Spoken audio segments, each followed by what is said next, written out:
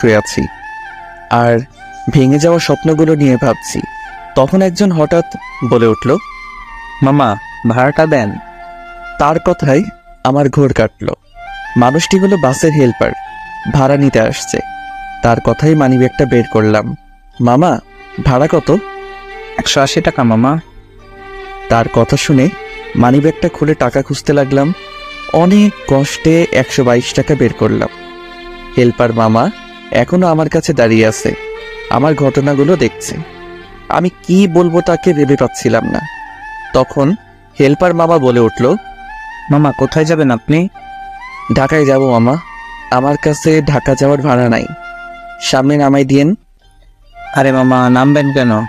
টাকা নাই তো কি হয়েছে, আমি আছি, আপনার টাকা দেয়া লাগবে না। তার কথা শুনে কি বলবো বুঝে উঠতে পারছি না, চোখে এমনি জল এসে গেছে। এই সাধারণ মামাই বুঝিয়ে দিল মনুষ্যত্ব টাকা দিয়ে কেনা যায় না।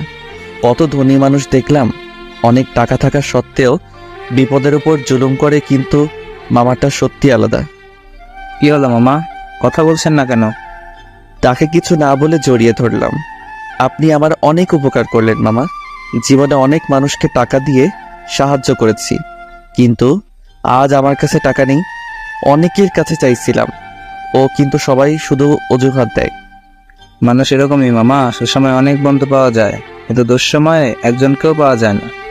ঠিক বলছেন মামা। আচ্ছা মামা আপনি বসে থাকেন, আমার আবার অন্য ভাড়া তুলতে হবে। আর শুনেন, আজ ভাড়া নিলাম না বলে কিন্তু পরে দেখা হলে অবশ্যই নিব। মামা, আমার জন্য দোয়া করবেন। অবশ্যই মামা, জীবনের স্বপ্ন পূরণ করো মামা। মামার কথা শুনে মনটা কেমন জানি করে উঠল। এর আগেও একবার ঢাকা গিয়েছিলাম, তখন আমার মনে অনেক স্বপ্ন ছিল, বড় হয়ে ডাক্তার হব, কিন্তু স্বপ্নটা প্রকৃতির লীলা খেলায় ভেঙে গেছে। 4 বছর পর আবার ঢাকায় যাচ্ছি, তবে আজ আমার মনে কোনো স্বপ্ন নেই, শুধু আছে বেঁচে থাকার আপ্রাণ চেষ্টা। হয়তো আর ঢাকা কখনো আসতাম না, কিন্তু পরিবারের বিষয়টার জন্য আবার আসতে হলো। পরিবারের বড় ছেলের বোঝাটাই বেশি বাবার পরে, তাকে আবার বাবা হতে হয়, হোক সেটা ছোট কিংবা বড়, দায়িত্ব তাকে নিতেই হবে, এটাই নিয়ম। তাই আমার বেলায়ও বিপরীত কিছু হয়নি। যখন আমার মনে অনেক স্বপ্ন উড়ে বেড়াচ্ছিল, তখন হঠাৎ এক অজানা ঝড়ে স্বপ্নগুলো সব ভেঙে গেল। অনেক কথা বললাম, এখন যেতে যেতে আমার পরিচয়টা দিয়ে দেই। আমি অভ্র মা বাবার বড় সন্তান, আর একটা ছোট ভাই আছে। বাবা 4 বছর হলো মারা গেছে রোড অ্যাক্সিডেন্টে। এখন বাড়িতে মা আর ছোট ভাই থাকে, তাদের জন্যই আবার ঢাকা যেতে হচ্ছে। প্রায় 2 ঘন্টা পর বিকালের দিকে ঢাকায় পৌঁছে গেলাম। সবাই নেমে যাচ্ছিল, কারণ তাদের একটা গন্তব্যস্থল আছে, কিন্তু আমার নামটি ইচ্ছে করছিল না। মনে হচ্ছিল এখানেই থেকে যাই, কারণ আমার থাকার মতো কোনো গন্তব্যস্থল নেই। কোথায় থাকবো, কি খাবো, এখনো সেভাবে ভেবে ওঠেনি। একটু পর হেল্পার মামা আবার আসলো। কি হলো মামা, নামবেন না? বাস তো ঢাকায় চলে এসেছে। মামা নামবো। তারপর বাস থেকে নেমে এলাম। আসলে মামাটা অনেক উপকার করছে, তাই আর কিছু বললাম না। নামার পর হাঁটতে লাগলাম। যে হাঁটার কোনো গন্তব্যস্থল নেই, সব রাস্তায় আমার চেনা, তাই তেমন কোনো বেগ পেতে হলো না। প্রথমে সেই বন্ধুদের কাছে গেলাম যারা আমাকে ছাড়া এক মুহূর্ত থাকতে পারতো না। সেখানে গিয়ে দেখলাম সবাই যে যার কাজ নিয়ে ব্যস্ত। আমাকে তো প্রথমে চিনতেই পারছিল না, তারপর আমি পরিচয় দেওয়াতে চিনল। এদের আচরণ দেখে আমার বুকের ভেতরটা ফেটে যাচ্ছিল। হায় রে মানুষ, আগে আমাকে না দেখে থাকতে পারতো না। আসলে ভুল ছিল, তখন আমার কাছে অনেক টাকা ছিল, কিন্তু আজ টাকা নাই, তাই হয়তো চিনতে সমস্যা হচ্ছে। ওদের সাথে আর বেশি কথা বললাম না, ওদের কথাগুলো শুনতে খুব খারাপ লাগছিল, তাই সোজা বেরিয়ে এলাম ওখান থেকে। তারপর সিদ্ধান্ত নিলাম আর কোনো বন্ধু বান্ধবের কাছে যাব না, কাজ খোঁজা শুরু করে দিব। কিন্তু এখন তো প্রায় সন্ধ্যা হয়ে গেছে, তাই রাস্তার ধারে গেলাম। দেখলাম অনেক মানুষ শুয়ে আছে, হয়তো তারাও আমার মতো নিরুপায়। সত্যি, বাস্তবতা অনেক কঠিন, এখানে আবেগের কোনো স্থান নেই। আমিও তাদের সাথে শুয়ে পড়লাম। খুব ক্ষুধা লেগেছিল, কিন্তু খেলাম না, কারণ হাতে যে টাকা ছিল তা দিয়ে কাল চলতে হবে। না জানি সামনে আরো কতদিন এভাবে থাকতে হবে। পরদিন সকালে ঘুম থেকে উঠলাম, উঠে অবাক হয়ে গেলাম। রাস্তায় রাতের মতো আর কোনো মানুষ শুয়ে নেই। সকাল খুব একটা বেশি হয়নি, হয়তো সবাই পেটের ক্ষুধা নিবারণের চেষ্টা করছে। ওদের কাহিনী দেখে সত্যি খুব ভালো লাগছিল। ওদের মধ্যে হয়তো বড় লোকদের মতো এত টাকার নেশা নেই, শুধু দুবেলা খেতে পারলে মনে হয় খুশি ওরা। খুব ক্ষুধা লেগেছিল, তাই রাস্তার পাশে পাউরুটি আর কলা খেলাম। তারপর চাকরির খোঁজে বের হলাম। সারাদিন অনেক খোঁজাখুঁজি করলাম, কিন্তু সবারই এক কথা, চাকরি নেই। আর তাছাড়া গ্র্যাজুয়েটও কমপ্লিট করিনি, যে কোনো কোম্পানিতে ইন্টারভিউ দিব। দেখতে দেখতে সন্ধ্যা হয়ে গেল। আজকেও সেই রাস্তায় রাত কাটাতে হবে। শহরে এসে কাজের চাপে বাড়ির কথা ভুলে গিয়েছিলাম। বাড়িতে যে আমার জন্য একজন অধীর অপেক্ষা করতেছে সেই কথা খেয়ালই ছিল না। একটু পর মাকে ফোন দিলাম। কিরে বাবা, সেই কালকে গেছিস, এখন পর্যন্ত একবারও তো ফোন দিস নাই। কত টেনশনে ছিলাম জানিস? আসলে একটু কাজের চাপ ছিল আম্মু, নতুন নতুন আসছিল তাই একটু। তোমরা কেমন আছো? ভালো আছি। খাওয়া দাওয়া করছিস বাবা? আম্মু, এই মাত্রই করলাম। তোমরা খেয়েছো? আমরা খেয়েছি। সাবধানে থাকিস বাবা। তোমরা সাবধানে থেকো, আর আমাকে নিয়ে এত চিন্তা করো না। আমি এখানে ভালোই আছি। মাকে কথাগুলো বলতে অনেক কষ্ট হচ্ছিল, কিন্তু তবুও বললাম, না হলে অনেক চিন্তা করত। এভাবে আরো 4 দিন কেটে গেল, কিন্তু এখনো কোনো চাকরির ব্যবস্থা করতে পারিনি। আজকে শরীরটা অনেক দুর্বল লাগছিল। 5 দিন হলো ভালোভাবে পেট পুড়ে খেতে পারিনি। হাতে যে টাকা ছিল সেটা অনেক আগেই ফুরিয়ে গেছে। রাস্তা দিয়ে হাঁটছিলাম, চোখটা কেমন বুঝে যাচ্ছিল। তারপরে আর কোনো খেয়াল ছিল না। ঘুম থেকে উঠে নিজেকে হাসপাতালে আবিষ্কার করলাম। আমি এখানে কিভাবে? আমার কথা শুনে একজন নার্স বলে উঠল, আপনি অজ্ঞান অবস্থায় ছিলেন, একজন স্যার আপনাকে এখানে নিয়ে এসেছে। কোন স্যার আমাকে নিয়ে এসেছে? তিনি কি এখনো এখানে আছে? আছে, আপনি থাকুন, আমি ওনাকে ডেকে দিচ্ছি। তারপর একজন ভদ্রলোক আমার দিকে আসলো। আসসালামু আলাইকুম। ওয়ালাইকুম আসসালাম, কেমন আছো বাবা? ভালো আছি। আমি এখানে কেন, কিভাবে আসলাম? তুমি রাস্তায় অজ্ঞান হয়ে পড়ে গেছিলা, তখন আমি ওই রাস্তা দিয়ে গাড়ি নিয়ে যাচ্ছিলাম, তাই তোমাকে দেখে হাসপাতালে নিয়ে আসলাম। ও ধন্যবাদ আঙ্কেল, অনেক উপকার করলেন। আরে ধন্যবাদ দেওয়ার কি আছে, এটা তো মানুষের দায়িত্ব। মানুষ হয়ে যদি মানুষকে সাহায্য না করি তাহলে আর কিসের মানুষ। আঙ্কেলের কথা শুনে মনটা খুব ভালো হয়ে গেল। তাকে দেখে মনে হচ্ছে এখনো পৃথিবীতে ভালো মানুষ আছে। সবাই কি তাই বোঝে আঙ্কেল? আচ্ছা বাদ দাও, তোমার বাসা কোথায়? আঙ্কেলের কথা শুনে চুপ হয়ে গেলাম। কি বলবো, আমার কোনো থাকার জায়গা নেই। বলেই দেখি ওনাকে, দেখে তো বড়লোকই মনে হচ্ছে, যদি কোনো উপকার করতে পারে এসব ভাবতেছিলাম। হঠাৎ আঙ্কেল আবার বলল, কি হলো, চুপ হয়ে গেলে কেন? আর কি ভাবছো এত? আসলে আঙ্কেল, আমার থাকার কোনো জায়গা নাই। আজ 7 দিন হলো ঢাকায় আসছি চাকরির খোঁজে, কিন্তু অনেক খুঁজেও কোনো চাকরির ব্যবস্থা করতে পারলাম না। আমার কথা শুনে আঙ্কেল কিছুক্ষণ চুপ থাকলেন, তারপর বললেন, কতদূর পর্যন্ত পড়াশোনা করেছো? অনার্স 2nd ইয়ার। পারিবারিক সমস্যার কারণে গ্র্যাজুয়েট কমপ্লিট করতে পারিনি। ও আচ্ছা, আমি তোমার চাকরির ব্যবস্থা করে দিব, তুমি আগে সুস্থ হয়ে নাও। আঙ্কেলের কথা শুনে আমার বিশ্বাসই হচ্ছিল না। সত্যি বলছেন? আমার একটা নিজেরই কোম্পানি আছে, ওখানে তোমাকে জব দিব আর তোমার থাকার ব্যবস্থা করব। আপনাকে ধন্যবাদ দিয়ে ছোট করব না। আপনি সত্যি মহান। আপনাদের মতো মানুষ আছে বলে পৃথিবী এখনো টিকে আছে। আরে বাবা, এত বেশি বলো না, যতটা বলছো ততটাও ভালো না আমি। আপনি সত্যি ভালো। কেউ ভালো না হলে একজন অচেনা মানুষের জন্য এত কিছু করে না। আচ্ছা বাদ দাও, তুমি কি প্রাইভেট পড়াতে পারো? পারি একটু একটু, কিন্তু কেন আঙ্কেল? আমার একটা ছোট্ট মেয়ে আছে, এবার 9-এ পড়ছে, ওকে তোমাকে পড়াতে হবে, পারবে তো পড়াতে? কেন পারবো না? আপনি আমার জন্য এত কিছু করলেন, আর আমি আপনার এই সামান্য আবদারটুকু রাখতে পারবো না? তোমার কথা শুনে ভালো লাগলো। আচ্ছা চলো, আমার বাড়িতে আজ থেকে আমার বাড়িতেই থাকবে। আসলে বাবা আমার কোনো ছেলে নেই, শুধু 2টা মেয়ে আছে। বড় মেয়ে পড়াশোনার জন্য কানাডা থাকে, আর পড়া প্রায় শেষের দিকেই। ও ভালো তো। তারপর আমি আর আঙ্কেল তাদের বাড়িতে গেলাম। বাড়িটা দেখে অবাক হয়ে গেলাম। এত বড় বাড়ি, মনে হচ্ছে রাজপ্রাসাদ। আঙ্কেলের সাথে ভিতরে গেলাম। কিছুক্ষণ পর আঙ্কেল কাকে যেন ডাকতে লাগলো। আমি তাকিয়ে বাড়িটা দেখছিলাম। বাড়িটা পুরো রাজপ্রাসাদের মতো। মনে মনে ভাবলাম, আল্লাহ তাআলার খেলা বোঝা বড়ই কঠিন। কিছু মানুষের টাকার অভাব নেই, আর কিছু মানুষ ভালো মতো খাওয়ার টাকা পায় না। তারপর একজন মহিলা আসলো, বয়স্ক মনে হলো। কি হলো, এত ডাকছো কেন? কোথায় থাকো? এতক্ষণ ধরে ডাকতেছিলাম, কোনো খোঁজ খবর নাই। তারপর মহিলাটি আমার দিকে তাকালো। আমি একবার তাকিয়ে নিচের দিকে তাকিয়ে রইলাম। এটা কে? হঠাৎ কাকে ধরে নিয়ে আসছো? আরে বলো না, ওকে হাসপাতালে পেয়েছি। আজ গাড়ি নিয়ে অফিসে যাওয়ার সময় দেখলাম রাস্তায় অজ্ঞান হয়ে পড়ে আছে। তারপরে হাসপাতালে নিয়ে গেছিলাম। ছেলেটার সাথে কথা বলে ভালোই লাগলো, তাই বাড়িতে নিয়ে আসলাম। ওহ, ভালোই করেছো। আমাদেরও কোনো ছেলে নাই। তারপর আন্টি আমার উদ্দেশ্যে বলল, তা বাবা, তোমার নাম কি?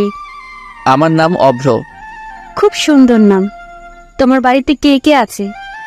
আন্টি, বাড়িতে মা আর ছোট একটা ভাই আছে। কেন, তোমার বাবা নেই? বাবা মারা গেছে 4 বছর আগে রোড অ্যাক্সিডেন্টে।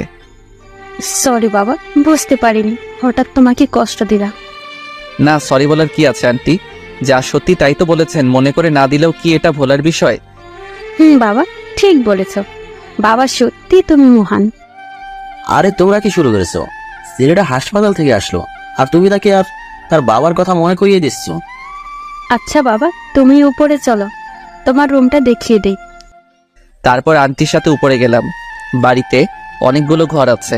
আন্টি আমাকে উপরতলায় একটা কোণার ঘরে নিয়ে গেল। ঘরটা দেখতে খুব সুন্দর ছিল, অনেক সাজানো গোছানো। বাবা, এটা হলো তোমার ঘর, আজ থেকে তুমি এখানে থাকবে। ঠিক আছে আন্টি, আপনারা সত্যি মহান, কাউকে না জেনে না চিনেই থাকতে দিচ্ছেন। এখানে মহানের কিছু নেই বাবা, মানুষকে সাহায্য করাই তো মানুষের ধর্ম। আর তাছাড়া তোমাকে আরো ভালো লেগেছে, আর খুব ভালো ছেলে মনে হয়েছে। দোয়া করবেন আন্টি, আপনাদের বিশ্বাসটুকু যেন রাখতে পারি। অবশ্যই। এখন ফ্রেশ হয়ে নিচে আসো, আমি তোমার জন্য খাবার রেডি করছি। তারপর আন্টি চলে গেল। আমি খাটের উপর গিয়ে বসলাম আর ভাবতে লাগলাম গত 7 দিনের কথাগুলো। কেমন ছিলাম আর কি হয়ে গেলাম। কত স্বপ্ন দেখতাম, একজন বড় ডাক্তার হব, মানুষকে সাহায্য করব, কিন্তু মধ্যবিত্তদের আসলে স্বপ্ন মানায় না, সেটা এখন ভালোই বুঝতে পারি। হঠাৎ আন্টি নিচ থেকে ডাকতে লাগলো খাওয়ার জন্য। তারপর ফ্রেশ হয়ে নিচে খেতে গেলাম, দেখলাম আঙ্কেল বসে আছে। একটু পর খাওয়া শুরু করলাম, তখন আঙ্কেল বলল, আচ্ছা অব্র, তুমি কবে থেকে কাজে জয়েন করতে চাচ্ছ? আপনি যেদিন থেকে বলবেন, আমার কোনো প্রবলেম নেই। আচ্ছা তাহলে তুমি কালকের দিন পর থেকে কাজে যাবে, এই 2 দিন রেস্ট নাও। ঠিক আছে। তারপর খাওয়া শেষ করে রুমে চলে আসলাম।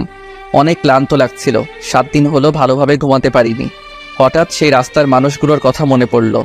আমি তো 7 দিন হলো ঘুমাতে পারি না, আর তারা তো সারা জীবনই ঘুমাতে পারে না, এভাবে জীবনটা কাটিয়ে দেয়। সেদিন রাতে সিদ্ধান্ত নিলাম, জীবনে যদি বড় কিছু হতে পারি, এই রাস্তার মানুষগুলোর জন্য কিছু করব। এসব ভাবতে ভাবতে ঘুমিয়ে পড়েছিলাম। সন্ধ্যায় আন্টির ডাকে ঘুম ভাঙে। ঘড়িতে তাকিয়ে দেখলাম 5টা বেজে গেছে। এতক্ষণ ঘুমিয়েছিলাম। তারপর ফ্রেশ হয়ে বাইরে আসলাম, দেখলাম আন্টি রান্না করতেছে। আমাকে দেখে আন্টি বলল, অব্র, ছাদে যাও, ওখানে ভালো লাগবে। আচ্ছা আন্টি। একটু পর ছাদে গেলাম, দেখলাম একটা মেয়ে কার সাথে যেন ফোনে কথা বলছে। হেসে হেসে আমাকে দেখে কথা বলা বন্ধ করে দিল আর বলল, আপনি কে আর আমাদের বাসায় কি করছেন? আমি অভ্র, আপনাদের বাড়িতে। আর কিছু বলতে যাব তার আগে মেয়েটা বলে উঠল, ও চিনেছি, আপনি তাহলে সেই ছিলেন যাকে বাবা আমাদের বাড়িতে থাকতে দিয়েছে। আর শুনলাম আপনি বলে আমাকে পড়াবেন। ঠিকই শুনেছ। কোন ক্লাসে পড়ো? 9-এ পড়ি। আচ্ছা আপনি এখন যান, আমি একটু ব্যস্ত আছি। তারপর মেয়েটা আবার ফোনে কথা বলতে শুরু করে দিল। আমি কোনো উপায় না দেখে চলে আসলাম। তারপর মাগরিবের নামাজ পড়ে বাড়িতে ফোন দিলাম। 2 দিন হলো মার সাথে কথা হয়নি, অনেক চিন্তা করছে মনে হয়। তারপর মায়ের সাথে অনেকক্ষণ কথা বললাম, ছোট ভাইটার সাথে কথা বললাম। কথা বলার পর মনটা ভালো হয়ে গেল।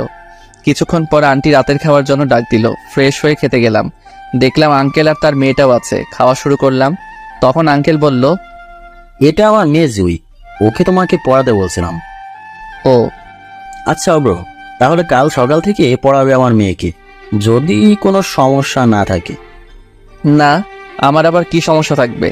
তারপর জুয়ের উদ্দেশ্য করে বললাম, তুমি কি সায়েন্সে পড়ো? সায়েন্সে পড়ি।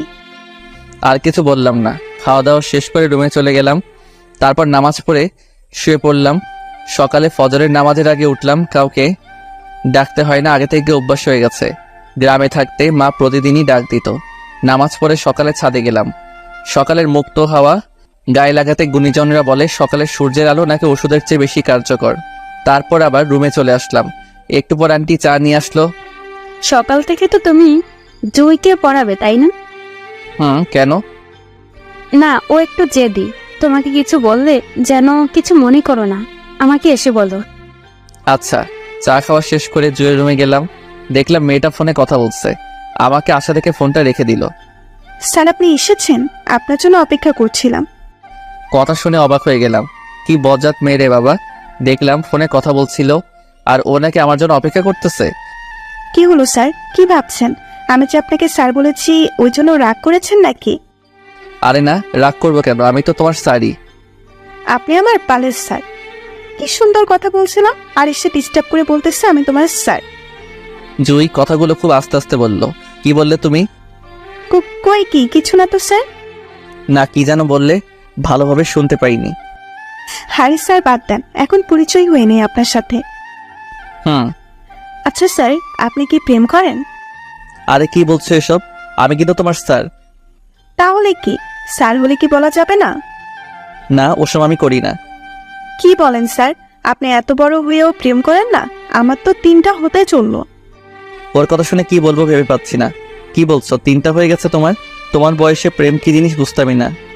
সেটা আপনাদের ব্যর্থতা স্যার, যুগের সাথেও তাল মিলাতে হবে তাই না স্যার? ঠিক বলছো, চালিয়ে যাও। তারপর কিছুক্ষণ কথা বললে আমার রুমে চলে আসলাম। পুরো মাথাটা খারাপ করে দিচ্ছিল। কি মেয়েরে ভাই, এর ক্লাস যে কেমনে নিব আল্লাহ পাকি ভালো জানে। দেখতে দেখতে 3 মাস কেটে গেল। এই 3 মাসে আঙ্কেল আন্টিদের কাছে অনেক প্রিয় হয়ে গেছি। এখন সব কাজে আমার পরামর্শ চায় তারা। আর আমার জুয়ের সাথে ভালো সম্পর্ক হয়েছে, বলতে গেলে আমিও তাদের পরিবারের একজন সদস্য এখন। কাল নাকি তাদের বড় মেয়ে আসবে, তাই আঙ্কেল আমাকে এয়ারপোর্টে যেতে বলেছে। আঙ্কেলের নাকি একটা কাজ পড়ে গেছে, তাই যেতে পারবে না। তাই সকাল সকাল আমি আর জুই গাড়ি নিয়ে বেরিয়ে পড়লাম এয়ারপোর্টের উদ্দেশ্যে। এয়ারপোর্টে গিয়ে অনেকক্ষণ বসে থাকলাম, কিন্তু এখনো ম্যাডামের আসার নাম নেই। খুব বিরক্ত লাগছিল। আর কতক্ষণ এভাবে বসে থাকবো জুই? কখন আসবে তোমার বোন? আসবে ভাইয়া, একটু ওয়েট করেন। জুয়ের সাথে এখন ভালো সম্পর্ক হয়ে গেছে, তাই এখন আমাকে ভাইয়া বলেই ডাকে। আচ্ছা দেখি আর কিছুক্ষণ।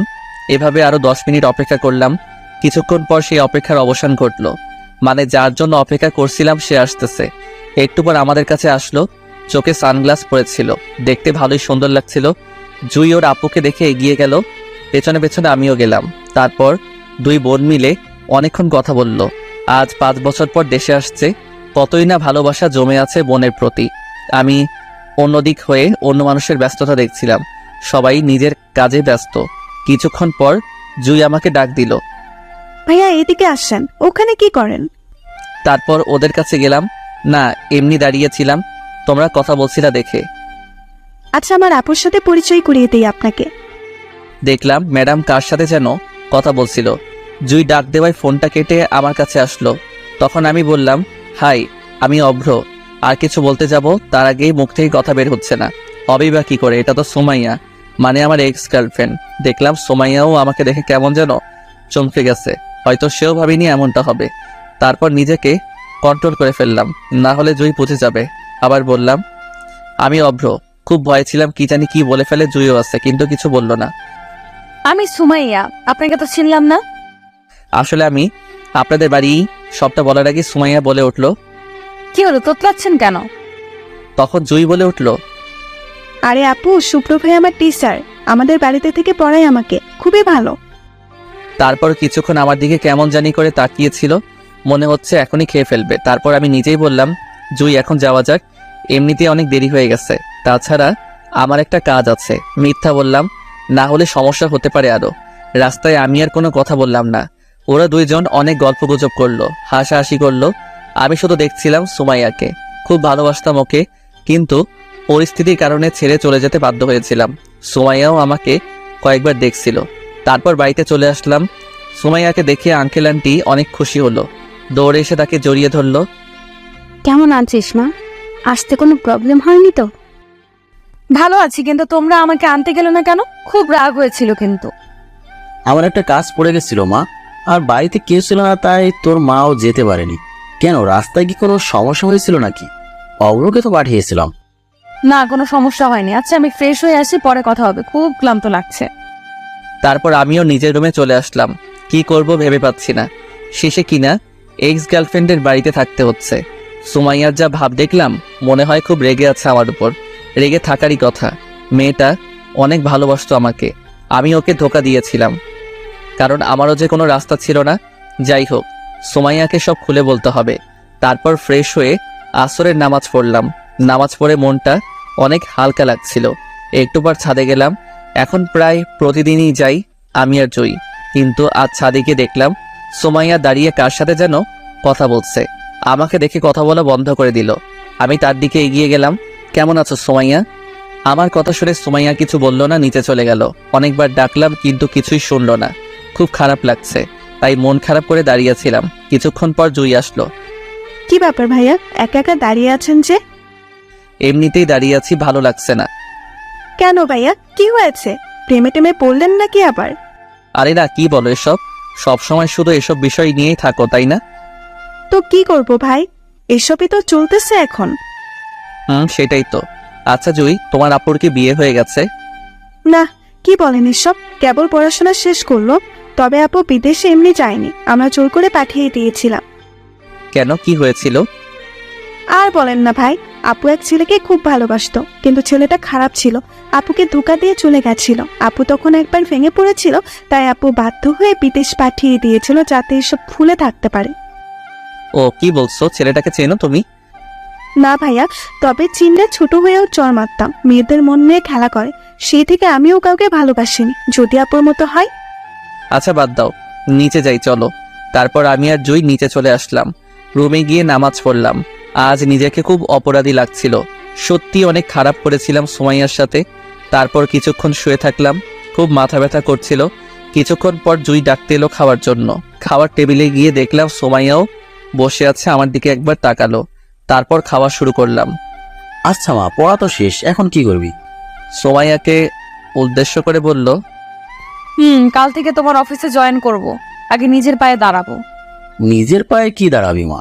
তোর বয়স তো অনেক হচ্ছে, তার চেয়ে ভালো এখন একটা বিয়ে করে নে। না বাবা, আগে নিজে প্রতিষ্ঠিত হব, তারপর বিয়ে করব। আচ্ছা, যেটা তোর ইচ্ছা, তাহলে কাল থেকে অফিসে জয়েন করছিস? কাল থেকে জয়েন করব। আচ্ছা, তোকে তো পরিচয় করে দেওয়া হয়নি। ও হচ্ছে অব্র, আমাদের বাড়িতেই থাকে। খুব ভালো ছেলে, অফিসের বাইরে সব কাজ ওই করে, এখন অনেক দায়িত্ববান। আমাকে দেখিয়ে আঙ্কেল কথাগুলো বলল। শুনেছি জুয়ের কাছে। আচ্ছা, কাল তাহলে তুই আর অব্র একসাথে অফিসে যাস, আমার একটু আগে যেতে হবে। ঠিক আছে আব্বু। তারপর খাওয়া শেষ করে রুমে আসলাম। কিভাবে সুমাইয়ার কাছে ক্ষমা চাওয়া যায় সেটাই ভাবতেছিলাম।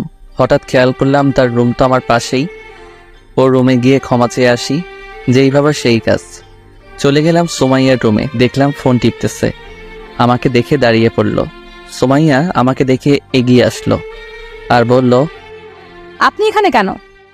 সুমাইয়া, আমি তোমাকে কিছু বলতে চাই, প্লিজ শোনো। কি শুনবো? তোমার মতো বেইমানের কাছ থেকে কি ক্ষতি করেছিলাম আমি, যার জন্য এত কষ্ট দিলে? আমি ইচ্ছা করে এসব করিনি সুমাইয়া, তখন আমার কিছুই করার ছিল না। আমি এসব কিচ্ছু শুনতে চাই না। আর শোন, নেক্সট টাইম যেন আমার ঘরে তোমাকে আসতে না দেখি। আমি আর কিছু বললাম না। কি বা বলবো, আমার কথা তো শুনতেই চাচ্ছে না। রুমে এসে শুয়ে পড়লাম, ভালো লাগছিল না। সকালে জুয়ের ডাকে ঘুম ভাঙে। এতক্ষণ কেউ ঘুমিয়ে থাকে নাকি ভাইয়া? কখন থেকে ডাকছে, নিচে সবাই নাস্তা করার জন্য অপেক্ষা করছে, তাড়াতাড়ি নিচে আসেন। জুই কথাগুলো বলে চলে গেল। ঘড়িতে তাকিয়ে দেখি 8টা বেজে গেছে। এতক্ষণ কোনোদিনও ঘুমাইনি। আজ যে কি হয়েছিল আল্লাহই ভালো জানেন। তারপর তাড়াতাড়ি ফ্রেশ হয়ে রেডি হয়ে নিচে গেলাম। সবাই দেখলাম খাওয়া শুরু করে দিয়েছে। আমাকে দেখে আন্টি বলল, আবার কি হয়েছে? এত দেরি করে ঘুম থেকে উঠলে যে, শরীর খারাপ নাকি? না তেমন কিছু না, আজ এমনিতেই টের পাইনি। ও আচ্ছা, তাড়াতাড়ি খেয়ে অফিসে যাও সুমাইয়ার সাথে। ঠিক আছে আন্টি। তারপর খাওয়া শেষ করে বাহিরে গাড়িতে গিয়ে বসলাম। অনেকক্ষণ হলো বসে আছি, সুমাইয়ার আসার কোনো নাম নেই। এই মেয়েদের এক স্বভাব, শাস্তি দিলে এক যুগ পার করে দিবে। একটু পর সুমাইয়া আসলো, নীল রঙের একটা শাড়ি পরেছে। দেখতে পুরো পরীর মতো লাগছিল। মনে হচ্ছে আবার এক্স গার্লফ্রেন্ডের উপর ক্রাশ খেলাম। আমি তাকিয়েছিলাম, তখন সুমাইয়া আমার কাছে চলে এসেছিল। তখন আমি নিজেকে সামলে নিলাম। সুমাইয়া কিছু না বলে গাড়িতে উঠে বসলো। আমি গাড়ি চালাতে লাগলাম। সুমাইয়া, তোমার মনে আছে আগে সেই দিনগুলোর কথা? কোন দিনগুলো? আমার তো মনে নেই। সুমাইয়ার কথা শুনে মনটা খারাপ হয়ে গেল, তাই আর কিছু বললাম না। কিছুক্ষণ পর অফিসে পৌঁছে গেলাম। অফিসটা কাছেই ছিল। আমি আর সুমাইয়া অফিসের ভেতরে গেলাম। আমাদের দেখে রাফিন বলে উঠল, কি রে অব্র, বিয়ে করলি কবে? দাওয়াতও দিলি না। এ হলো অফিসে আমার একটা ভালো ফ্রেন্ড। আরে না, কি বলছিস এসব? ইনি হচ্ছে আমাদের। আর কিছু বলতে যাব তার আগে রাফিন আবার বলল, তোকে আর বলতে হবে না, ভাবিটা দেখতে কিন্তু সেই মামা, মানিয়ে থেকো। আমরা রাফিনের কথা শুনে সুমাইয়ার দিকে তাকালাম, দেখলাম রেগে লাল হয়ে যাচ্ছে। আরে শালা, কি বলছিস এসব? ইনি আমাদের বসের মেয়ে। কি? বুধু থাক, আমি গেলাম। কথাগুলো বলেই দিল দৌড়। আমি সুমাইয়াকে কিছু বলতে যাব তার আগেই সুমাইয়া হনহন করে চলে গেল তার বাবার কেবিনের দিকে। আমি তো ভয় পেয়ে গেছিলাম, আঙ্কেলকে সব বলে দেয় নাকি, দিলে তো আমি শেষ।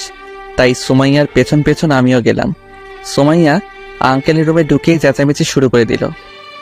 এইসব কাদেরকে কাজে রাখছো আব্বু? কোনো ভদ্রতা নেই। কেন, কি হয়েছে? এত রেগে যাচ্ছিস কেন? রাখবো না? কাউকে না চিনেই যা তা বলতে শুরু করেছে। কে কি বলছে অব্র? হঠাৎ এভাবে রেগে গেল কেন সুমাইয়া? একটা ভুল বোঝাবুঝি হয়েছে আঙ্কেল। রাফিন ম্যাডামকে না চিনেই অন্য কিছু বলে ফেলছে। অন্য কিছু মানে? আমি কি আপনার বউ হই নাকি? আরে ম্যাডাম, রাগ করছেন কেন? ও তো জানে না, জানলে কি এরকম করতো নাকি? ঠিকই তো বলছো অব্র, ও জানতো না বলে এরকম করেছে। তুই রাগিস না মা। আচ্ছা, এবারের মতো মাফ করে দিলাম, নেক্সট টাইম হলে কিন্তু মাফ দেব না। আমার দিকে তাকিয়ে কথাগুলো বলছিল সুমাইয়া। মনে হচ্ছে কাজটা আমি করছি। আচ্ছা, এখন এসব বাদ দে, চল তোকে সবার সাথে পরিচয় করিয়ে দিই। তারপর আঙ্কেল অফিসের সবাইকে ডেকে সুমাইয়ার সাথে পরিচয় করে দিল। কাল থেকে নাকি সুমাইয়াই বসের চেয়ারে বসবে, আঙ্কেল আর আসবে না। আমার তো আঙ্কেলের কথা শুনে ভয়টা আরো বেড়ে গেল। কি যে হবে অফিসে আল্লাহই ভালো জানে। সুমাইয়াকে ভুলটা ভাঙাতেই হবে, না হলে আমাকে শেষ করে ফেলবে। এইসব বলে আঙ্কেল চলে গেল। তখন সুমাইয়া সবাইকে বলল, এতদিন আব্বু কি করেছে জানি না, তবে আমার নিয়মটা আলাদা। আমার কাছে নিয়মটাই বড় কিছু। কেউ যদি নিয়ম ভঙ্গ করে আমি কিন্তু তাকে ছেড়ে দেব না। তো সবাই বি কেয়ারফুল। সুমাইয়ার কথা শুনে সবার প্রায় গলা শুকিয়ে যাবার অবস্থা। আঙ্কেল এতটা কঠোর ছিলেন না, কিন্তু সুমাইয়া হঠাৎ এমন কঠোর হবে আমি এটা ভাবতে পারিনি। তখন সুমাইয়া আবার বলল, অব্র সাহেব, আপনি আগে অফিসের কি পদে ছিলেন জানি না, তবে আজ থেকে আপনি আমার পার্সোনাল সেক্রেটারি। সুমাইয়ার কথা শুনে সবাই আমার দিকে ফেল করে তাকিয়ে আছে। তাকিয়ে থাকারই কথা, কারণ এর আগে আমি অফিসের ম্যানেজার ছিলাম, কাজটা ভালোই পারছিলাম। তাই আঙ্কেল খুশি হয়ে দায়িত্বটা দিয়েছিল। ম্যাডাম, আমি তো এর আগে অফিসের ম্যানেজার ছিলাম। তাতে কি? তাছাড়া আপনার ম্যানেজার হওয়ার কোনো যোগ্যতা নেই, তাই আপনি যেটার যোগ্য সেই পদটাই দিলাম আপনাকে। এটা কেমন কথা ম্যাডাম? যোগ্যতা না থাকলে কি স্যার এমনি এমনি দিয়েছে? আমি তো আগেই বলেছি, এর আগে যা হয়েছে সব ভুলে যান। এখন আমি যা বলবো তাই হবে। আমি আর কিছু বললাম না। তারপর সুমাইয়া সবার সাথে আরো অনেক কথাই বলল এবং কথা শেষ করে, এখন সবাই যে যার মতো নিজের কাজে যান। অব্র সাহেব, আপনি এখন আমার সাথে আসেন, এক জায়গায় যেতে হবে। কোথায় ম্যাডাম? সেটা কি আপনাকে বলতে হবে নাকি? ভুলে যায় না আমি আপনার বস। বালের বস তুমি। 5 বছর আগে আমার পথা ছাড়া উঠতে বসতে না, এখন আসছে বস হইতে। কি হলো, দাঁড়িয়ে আছেন কেন? আসেন আমার সাথে। বাহিরে গিয়ে দেখলাম সুমাইয়া ড্রাইভারের সাথে কি যেন কথা বলছিল। একটু পর ড্রাইভার চলে গেল, আমি কিছুই বুঝলাম না। কি ব্যাপার ম্যাডাম, ড্রাইভার চলে গেল কেন? আজ থেকে গাড়ি তুমি চালাবা, তাই ড্রাইভারকে চলে যেতে বললাম। কি, আমি কি ড্রাইভার নাকি যে গাড়ি চালাবো? আগে ছিলে না, কিন্তু এখন থেকে ড্রাইভারই তুমি। সো কথা না বলে গাড়ি চালাও। আমি আর কিছু বললাম না। সুমাইয়া এত খারাপ ব্যবহার করছে কেন কিছুই বুঝতেছি না। গাড়ি চালানো শুরু করলাম। আমার সাথে কি এরকম করা ঠিক হচ্ছে? কিরকম স্যার? আমি তো কিছুই করিনি। সুমাইয়া প্লিজ এরকম করো না, বোঝার চেষ্টা করো। কি বুঝবো? হ্যাঁ, বুঝতে হবে এখন তোমাকে। আমাকে যে কষ্টগুলো দিয়েছিল, এখন হারে হারে সব শোধ তুলবো। ঠিক আছে, আমি আর কিছু বলবো না, তোমার যেটা ইচ্ছা সেটাই করো। এই তো গুড বয়। কিছুক্ষণ পর সুমাইয়া একটা রেস্টুরেন্টের সামনে দাঁড়াতে বললো, এখানে কি করবে? সেটা তোমাকে বলতে আমি ইচ্ছুক নই। এখন চলো ভেতরে। আমি কেন যাব? আমি বলছি তাই যাবে, ভুলে যেও না আমি তোমার। পুরো কথা বলতে না দিয়ে আমি বললাম, আর বলতে হবে না, বুঝে গেছি, এখন চলেন। তারপর রেস্টুরেন্টের ভেতরে গেলাম। ভেতরে গিয়ে সুমাইয়া যা করলো সেটা দেখার জন্য আমি মোটেও প্রস্তুত ছিলাম না। আমার পায়ের নিচের মাটি সরে যেতে লাগছিল। দেখলাম সুমাইয়া এক বিদেশি ডলারে জড়াইয়া ধরছে। এটা দেখে খুব রাগ হচ্ছিল। আমি ভেবেছিলাম হয়তো সুমাইয়া এখন আমাকে ভালোবাসে, কিন্তু আমার ধারণা ভুল ছিল। সুমাইয়া আর ওই ছেলে কিছুক্ষণ কথা বললো, তারপর সুমাইয়া আমাকে ডাক দিল, ওদের কাছে গেলাম। অব্র, এ হচ্ছে পিটার। আমি যখন আমেরিকাতে থাকতাম তখন ওর সাথে পরিচয় হয়েছিল। ছেলেটা খুব ভালো। ও তা আমাকে কি করতে হবে? তেমন কিছুই না, ওই পিটারকে খুব ভালোবাসি। তুমি বাবা মাকে একটু বোঝাবে, পারবে না? কি আমি পারবো না ওসব। তাছাড়া তুমি ওই বিদেশির বাচ্চাকে বিয়ে করবে কেন? আমি তো আছি। কি তোমাকে হাসালে আমায়? একবার বিশ্বাস করে বিদেশ যেতে হয়েছিল, হ্যাঁ আবার বিশ্বাস যদি করি তাহলে তো উপরেই যেতে হবে। এমন করো না প্লিজ, আমি তখন সত্যি নিরুপায় ছিলাম। আরে বাদ দাও ওসব কথা, তুমি পারবে নাকি তাই বলো। আমি পারবো না ওসব। তুমি আমার অফিসের বস, বাড়ির কিন্তু না, সো আমাকে জোর করতে পারবে না। ঠিক আছে, না বললে তবে বিয়ের দায়িত্বটা তোমাকেই নিতে হবে কিন্তু। সেটা পরে দেখা যাবে, আগে বিয়েটা ঠিক হোক। আচ্ছা তুমি পিটারের সাথে কিছুক্ষণ কথা বলো, আমি বাইরে থেকে আসছি। ঠিক আছে যাও, আমি দেখতেছি তোমার পিটার কেমন ছেলে। ওর সাথে যেন খারাপ ব্যবহার করো না। তারপর আমি পিটারের কাছে গেলাম। Hi Peter. Hello, how are you? তুমি কেমন আছো? ভালোর মাইরে বাপ, তুই বলে সুমাইয়াকে বিয়ে করবি? What are you talking now? I can not understand. আপনি এখন কি কথা বলছেন? আমি এটা বুঝতে পারিনি। ও আমি তো ভুলে গেছিলাম তুই আবার বাংলা পারিস না। তখন সুমাইয়া চলে আসলো। অব্র, কেমন লাগছে পিটারকে? হ্যাঁ সেই ভালো। এসব আবইলারে কই পাও? কি বললা তুমি? তোমার যে ভালো আছে পিটার, আমার বিশ্বাসও ও তোমার মতো ধোকা দিয়ে চলে যাবে না। সুমাইয়ার কথা শুনে আমি আর কিছু বললাম না। কিছুক্ষণ পর আবার অফিসে চলে আসলাম। রাস্তায় আর কোনো কথা বললাম না। অফিসে গিয়ে কাজ করতেছিলাম, এমন সময় রাফিন আসলো। কি বন্ধু, কেমন কাজ হচ্ছে? নতুন ম্যাডাম বলে খুব কড়া। তুই কোথায় ছিলি কালকে? তোকে তো দেখলাম না। আমি বাড়ি চলে গিয়েছিলাম। ম্যাডামকে যে সব বলেছিলাম, আমি তো মনে করেছিলাম চাকরিটা চলে যাবে। আরে না রে, সুমাইয়া এরকম না। কিরে মামা, তুই ম্যাডামকে চিনিস নাকি? রে চিনি, 8 বছর আগে থেকেই। কি বলছিস রে মামা? তারপর রাফিনকে পুরো ঘটনা খুলে বললাম। রাফিন শোনার পর বলল, খুব খারাপ হয়েছে রে মামা তোর সাথে।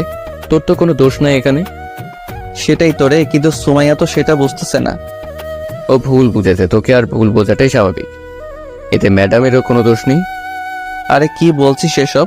আমারও দোষ নেই, সুমাইয়ারও দোষ নেই, তাহলে দোষটা কার? দোষ তোদের ভাগ্যের মামা। রে বন্ধু, আচ্ছা বাদ দে এসব। আচ্ছা কাজ কর, আমিও কাজ করি যে ম্যাডাম। তারপর কাজ করতে লাগলাম। 2-3 দিন হলো কাজ করতে পারছি না, অনেক কাজ জমা হয়ে গেছে। কিছুক্ষণ পর রফিক মামা এসে বলল, ম্যাডাম, আপনারা ডাকে। কেন মামা, কি হয়েছে? জানি না আমি, আপনি গিয়ে দেখেন। তারপর সুমাইয়ার রুমে গেলাম। কি হয়েছে সুমাইয়া? আপনি মনে হয় ভুল করছেন। আপনি ভুলে যান না এটা অফিস আর আমি আপনার বস। ও ভুলে গেছিলাম ম্যাডাম, নেক্সট টাইম আর এরকম হবে না। আচ্ছা ঠিক আছে, যে কাজে আপনাকে ডাকছিলাম, সামনে আমাদের একটা বিশাল প্রজেক্ট আছে। প্রজেক্টটা সাইন করাতে পারলে অনেক টাকা লাভ হবে। বুঝলাম, আমাকে কি করতে হবে ম্যাডাম? আপনাকে বেশি কিছু করতে হবে না, আপনি শুধু সবাইকে বলে দেন এই 1 মাস যেন মনোযোগ দিয়ে কাজ করে, কাজে কোনো ফাঁকি যেন না দেয়। আর আপনিও একটু মন দিয়ে কাজ করুন। ঠিক আছে ম্যাডাম, সব বলে দিবনি। এখন আমি গেলাম। ঠিক আছে জান, এত তারা কেন আপনার?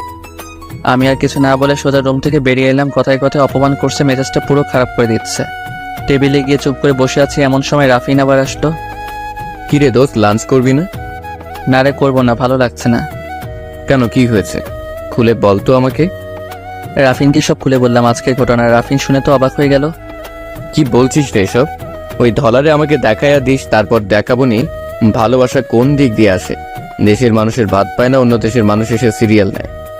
আরে এত উত্তেজিত হোস না, কোনো উপায় জানা থাকলে বল। আমার মনে হয় সুমাইয়া এখনো তোকে ভালোবাসে, তোকে শাস্তি দেওয়ার জন্য এসব করছে। আমার বিশ্বাস হয় না ভালোবাসে এরকম করতে পারতো নাকি? সব সময় শুধু আমাকে অপমান করে।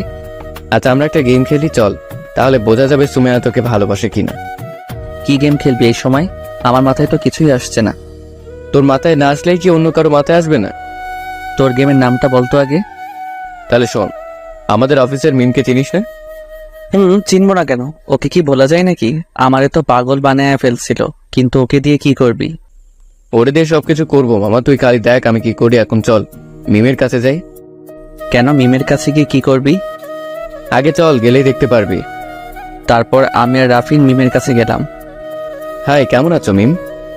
আমি ভালো আছি, কিন্তু আমি স্বপ্ন দেখছি না তো? দিনের বেলায় কিসের স্বপ্ন দেখতেছো আবার? না মানে অব্র ভাই আজ আমার কাছে আসছে তো তাই। কেন আসতে পারে না নাকি অব্র তোমার কাছে? আমি তো সারা জীবনের জন্য চাই, কিন্তু অবর ভাই তো শোনে না।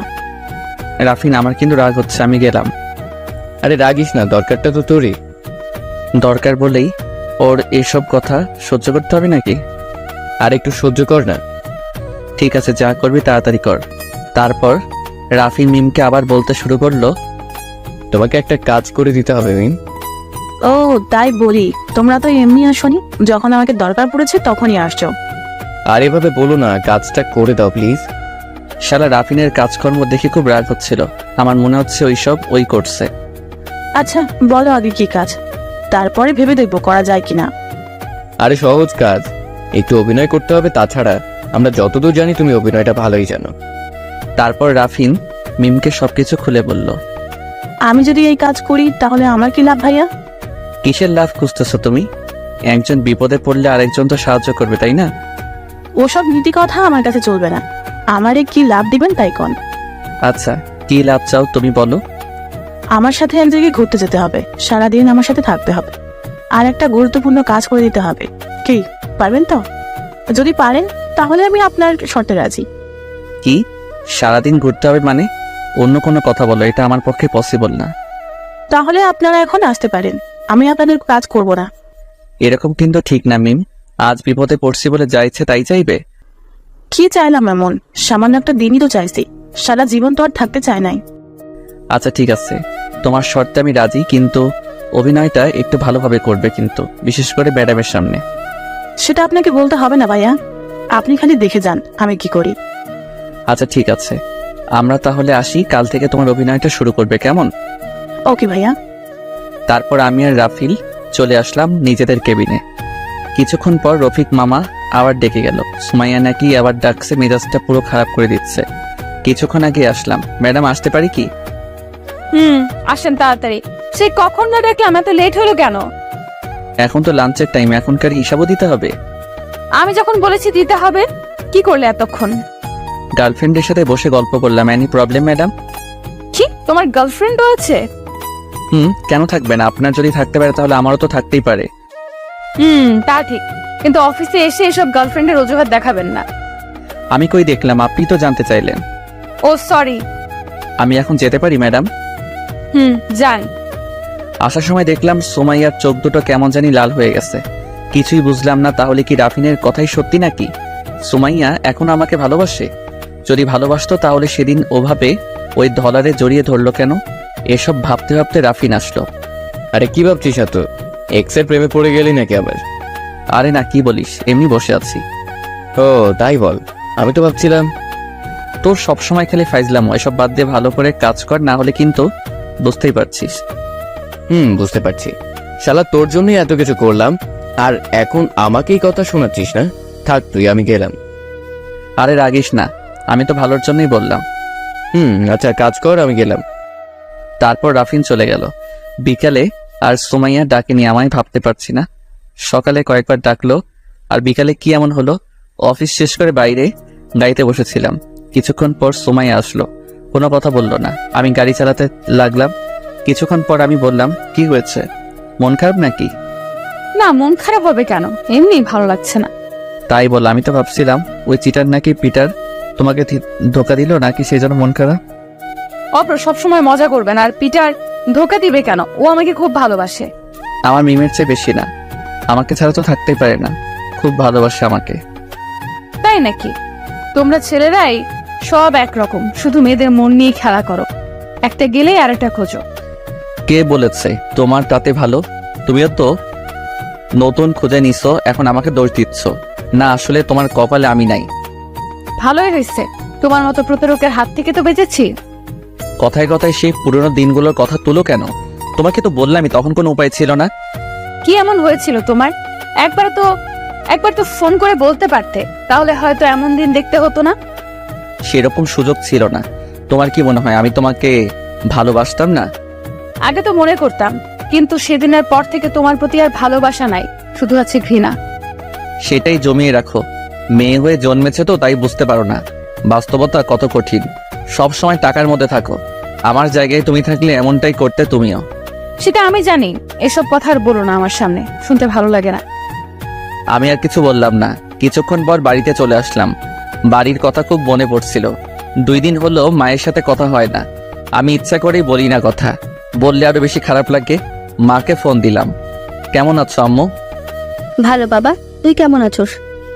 আমিও ভালো আছি। বাপ্পি কেমন আছে?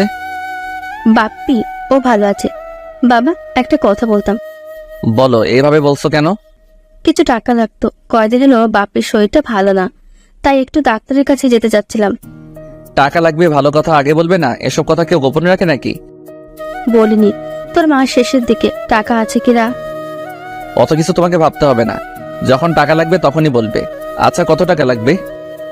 2000 টাকা দিলেই হবে। ঠিক আছে, কাল সকালে পাঠিয়ে দিব। ভালো থেকো আম্মু, রাখি। তুইও ভালো থাকিস। তারপর মানিব্যাগটা বের করলাম। দেখলাম 700 টাকার মতো আছে। বাকি টাকা কই পাবো? এসব ভাবতে ভাবতে রাফিনকে ফোন দিলাম। ওর কাছেও নাকি টাকা নাই। মাস শেষের দিকে কি যে করি কিছুই মাথায় আসছে না। তাছাড়া এখন বেতন চাইলেও তো মনে হয় দিবে না। স্যার থাকলে তা ভাবা যেত। তারপরে সুমাইয়াকে বুঝিয়ে বলবো, দেখি কি বলে। তারপর ফ্রেশ হয়ে জুইকে পড়াতে গেলাম। তার রুমে গেলাম। জুই আর সুমাইয়া হাসাহাসি করছে অনেক, কি যেন একটা নিয়ে। আমাকে দেখে হাসি থামিয়ে দিল। তখন সুমাইয়া বলল, এখানে কি? আমি কিছু বললাম না। তার আগে জুই বলল, আপু, অপ্র ভাইয়া আমাকে পড়ায়, তাই আসছে। তাই নাকি? আচ্ছা দেখি তাহলে তোর স্যার কেমন পড়াশোনা পারে। সুমাইয়ার কথা শুনে খুব রাগ হলো। এই যে ম্যাডাম, আমি কি পারি না পারি সেটা আপনার দেখতে হবে না। জুয়ের যদি ভালো না লাগে তাহলে আর পড়াতে আসবো না। আপনি বিদেশে পড়ছেন, হয়তো অনেক কিছু জানেন, কিন্তু আমি অত কিছু জানি না। আরে স্যার রাগেন কেন? আমি তো মজা করে বলছি, আপনি দেখছি মজা বোঝেন না। জুই, তোমার বোনকে যেতে বলো, পড়া দেরি হয়ে যাচ্ছে। জয়কে বলতে হবে না, আমি চলে যাচ্ছি। কথাগুলো বলতে বলতে চলে গেল। জুইকে কিছুক্ষণ পড়ালাম, তারপর আবার রুমে চলে গেলাম। যাওয়ার সময় দেখলাম সুমাইয়া ফোনে কি যেন করছে। একটু পর আন্টি খাওয়ার জন্য ডাকলো। সবাই আসলো, কিন্তু সুমাইয়া কেন জানি আসলো না। আন্টি অনেক ডাকলো, কিন্তু তবু আসলো না। হয়তো তখন আমার কথায় রাগ করেছে, অনেক বেশি বলে ফেলেছিলাম। রুমে গিয়ে ক্ষমা চেয়ে নেব। খাওয়া শেষ করে ছাদে গেলাম। মনটা কেমন জানি ভারী ভারী লাগছিল। একা একাই দাঁড়িয়েছিলাম। কিছুক্ষণ পর সুমাইয়া আসলো। এই সময় তুমি এখানে, কি ব্যাপার? মানে কোন সময়? ছাদে আসতে আবার সময় লাগে নাকি? সেটাই তো। খেতে গেলে না কেন? সেটা কি তোমাকে বলতে হবে? তুমি আমার কে? এখন হয়তো কেউ না, আগে তো ছিলাম নাকি? সে আগের অধিকারে না হয় বলতেছি। আগের অধিকার? তুমি নিজেকে কি মনে করো? বাস্তবতা কি সহজ? তোমার জন্য কি করি নাই? তুমি যখন যা বলতে তাই শুনতাম। তোমার কথা যতটা শুনতাম, আমার নিজের বাবা মার কথাও ততটা শুনতাম না। ঠিক আছে, আর অধিকার ফলাতে আসবো না। তবে প্লিজ আমার জন্য আর নিজেকে কষ্ট দিও না। তোমার জন্য নিজেকে কষ্ট দেব মানে? তুমি কি বোঝাতে চাচ্ছ ভালো করে বলো তো। আমি জানি সুমাইয়া, তুমি এখনো আমাকে ভালোবাসো। এটা তোমার চোখ দেখলেই বোঝা যায়। কি পাগল নাকি আমি? মানুষ ভুলতে একবারই করে নাকি? তাহলে আমি হয়তো সেই ভুল আর দ্বিতীয়বার করব না। তুই পাগল না সেটা আমি জানি, কিন্তু তুমি যে আমাকে এখনো ভালোবাসো না সেটা 1000বার বললে বিশ্বাস করবো না। তুমি বিশ্বাস করলেই কি আর না করলেই কি? আসলে সত্যি বলতে তোমার মতো ছেলেকে ভালোবাসা যায় না। তখন হয়তো বুঝতে পারিনি, এখন এরকম হয়েছে। ঠিকই বলেছো। আমার মতো ছেলেকে সত্যি ভালোবাসা যায় না, কারণ আমি যে মধ্যবিত্ত পরিবারের বড় ছেলে। আরে তুমি যখন এখানে বসে কষ্ট পেতে আমার জন্য, তখন আমি কি কষ্ট পেতাম না? আমি তোমাকে ভালোবাসিনি? কি মনে হয় তোমার? কষ্ট শুধু তুই পেয়েছো, ছেলেরা কষ্ট পায় না? পাবে বা কি করে? তোমাদের তো পরিবার নিয়ে চিন্তা করতে হয় না। এখন খাচ্ছো বাবার বাড়িতে, তারপর বাবা আবার ভালো ছেলে দেখে বিয়ে দিয়ে দিবে, তখন আবার খাবে স্বামীর বাড়িতে। কিন্তু আমাদের বিষয়টা আলাদা। সবসময় নেই মিথ্যা অভিমান নিয়ে থেকো না জীবনে, অনেক কিছু হারাবে। দেখো, কথাগুলো বলে চলে আসলাম নিচে। সব